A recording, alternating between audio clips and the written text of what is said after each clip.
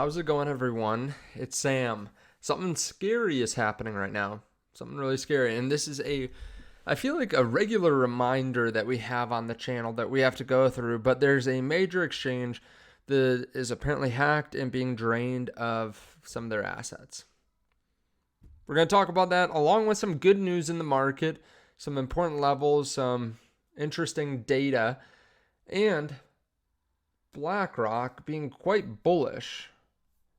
BlackRock revealed it's quietly preparing for a $35 trillion Federal Reserve dollar crisis with Bitcoin predicted to spark a sudden price boom.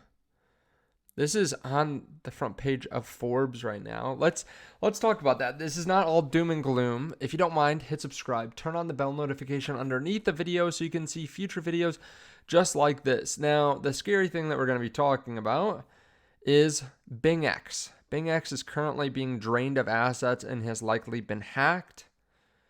This is a friendly reminder that you should take the majority of your portfolio and put it in cold storage. What do you want to trade with? There's not much you can do, right? You have to have it in some hot wallet or you have to have it on an exchange. If you do want an exchange to trade with, there is a link underneath the video to MargX. It's powered by TradingView. There's no KYC. You don't need a VPN. You can get set up in just a few minutes. And if you have an account over at BingX, you probably should have an account somewhere else or multiple accounts, right? I think everyone should have multiple trading accounts and then store the majority, whatever they're not trading with, somewhere else on cold storage. But this is a friendly reminder because a lot of people do end up storing way too much of their portfolio on exchanges. Now they're doing a 24-hour maintenance. And this is another good reason too. If you're trading, multiple exchanges make sense. Like it makes sense to have some on MargX, some on WEEX, some on Blowfin, CoinW, like a couple different places to carry out your trades. I do the same thing, right? I use multiple exchanges.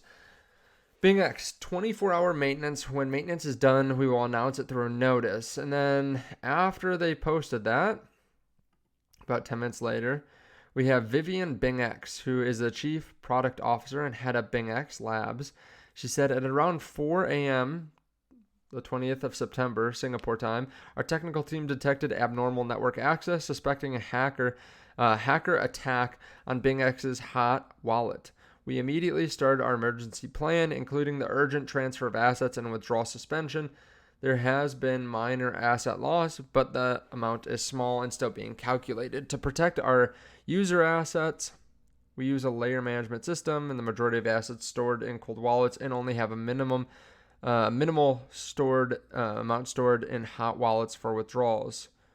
So they're doing a shutdown for 24 hours. They apologize. They're probably going to be fine, right? At this point in the market, unless you have some massive problem and you are just horrible with how you store your assets, very short-term thinking or very short-term minded or something like that, or you just don't manage risk properly, you're probably going to be fine because a lot of these companies are making a significant amount of money from people trading again, right? So they have pretty good balance sheets right now in my mind. So this company is probably going to be fine. If you have assets there, I wouldn't be super worried, but still, it's a good reminder that if you're not trading with the crypto, withdraw it, put it somewhere else, right? Friendly reminder. And this is really important. Like as we get further into the bull market, people get greedier and greedier trying to get better returns. Same thing with some exchanges. So you have to pay attention to this and just like store it in the back of your mind that this happened with this exchange, right? And store it in the back of your mind that like if something happens like this when we're heading into a bear market, it could be much worse. Now, MargX, I talk about them a good amount on the channel. They went through the entire last bear market. So did BingX, right? There are a lot of exchanges that did, but you just want to be, you want to be in the right spot. Bitcoin tested the 200-day moving average. It looks like it got rejected, at least, today. Maybe it breaks through tomorrow, but around 64,000. So a little bit of resistance there, then 65, then, upper 60s is the next area. We have Dylan LeClaire pointing out that Forbes right now is saying Blackrock reveals it's quietly preparing for a $35 trillion Federal Reserve dollar crisis with Bitcoin predicted to spark a sudden price boom.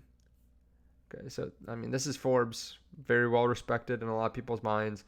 And yeah, they're talking about how BlackRock has quietly gotten ready for this Federal Reserve dollar crisis. Bitcoin has suddenly surged higher following the Federal Reserve's first post-pandemic interest rate cut that's predicted to send the Bitcoin's price skyrocketing. The Bitcoin price has climbed to over $62,000 per Bitcoin, with traders now turning to a China shock and awe earthquake after the Fed surprised traders with a 50 basis point cut, kicking off what is expected to be a fresh liquidity cycle that could put Bitcoin and crypto market on the cusp of a major move. Now, as fears swirl, the US dollar is on the verge of total collapse. The world's largest asset manager has warned of growing concerns around the spiraling $35 trillion US debt pile that's predicted to drive institutional interest in Bitcoin. So they say growing concerns in the U.S. and abroad over the state of U.S. federal deficits and debt has increased the appeal of potential alternative reserve assets as a potential hedge against possible future events affecting the U.S. dollar. This is coming from, I believe, Eric Balkanis. I saw it earlier, but I think this is coming from one of their lead analysts in the crypto space.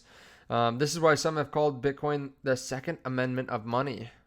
Yep. So Eric Balkanis posted this on X, adding the U.S. debt pile of $35 trillion that's growing at a clip of $1 trillion every 100 days has no end in sight. All right, so more and more people are seeing, oh, look, Margex ads. More and more people are seeing what BlackRock is doing. They're paying attention to it now. It's being broadcast throughout the markets on CNBC, on Forbes, etc. So I think more and more people are starting to pay attention to Bitcoin like they haven't really done before. And as there's more liquidity, as there's more debt, people are going to look for hard assets. Bitcoin ETFs being bought up so far today. GBTC, $0 day. Mini had a plus $10 million day. EasyBC, BITB both had large inflows or pretty decent sized inflows. ARKB bought $81 million worth of Bitcoin. Fidelity bought $50 million, and we don't have anything from BlackRock yet, but we have seen a pretty sizable amount of Bitcoin being bought here today.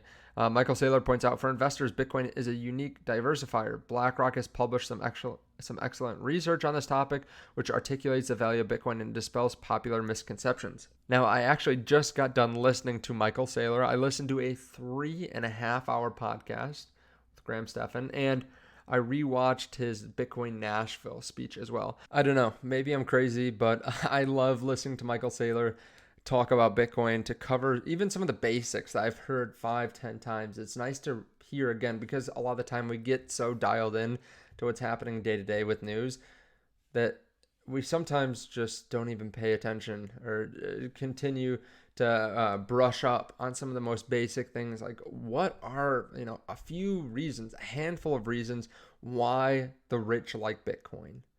Not who bought today, who sold today, but remember why it is that people want to hold Bitcoin.